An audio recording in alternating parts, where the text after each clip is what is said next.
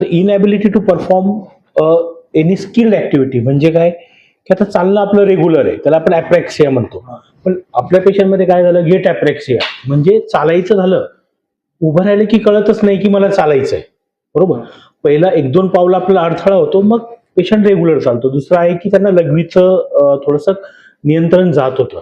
आणि memory dysfunction की जे थोडं विसरभोळापणे वगैरे करत होते.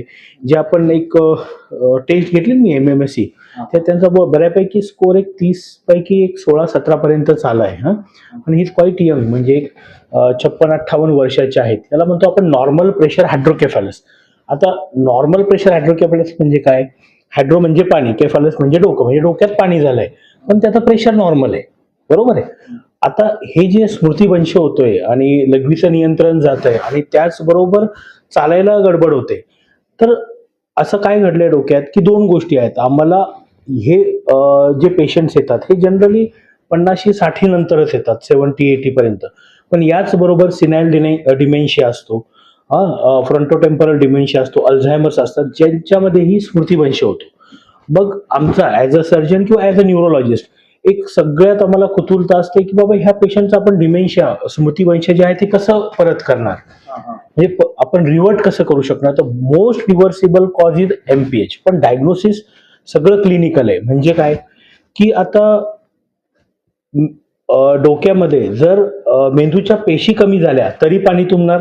बरोबर.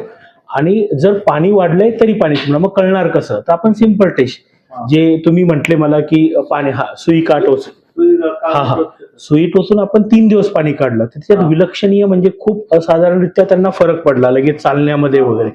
त्याच्यामुळे आपण आता नेहमीच आपण सुई नाही टोचू शकत आयुष्यभर, तर आपण सिंपल इथून त्यांना आता शंट सर्जरी करतोय. ठीक आहे. आज तुम्ही नवीन आले म्हणून हा परत आमची उजळणी चालू आहे आता. ठीक आहे. आता काय करणार आपण की आता जसं आपण पाणी काढलं त्यांच्यात फरक पडला. जर फरक नसता पडला तर मी काय म्हटलं असतो की मेंदूच्या पेशीत आकसलाय, त्याच्यामुळे आता त्यांचा हा जो सगळा हा डिमेन्शिया रिव्हर्सिबल नाहीये. बट आय वॉज कॉन्फिडंट पाणी काढल्यानंतर की, आणि नाते हाच म्हटलं की सर खूप जास्त फरक पडतोय आपल्याला. बरोबर.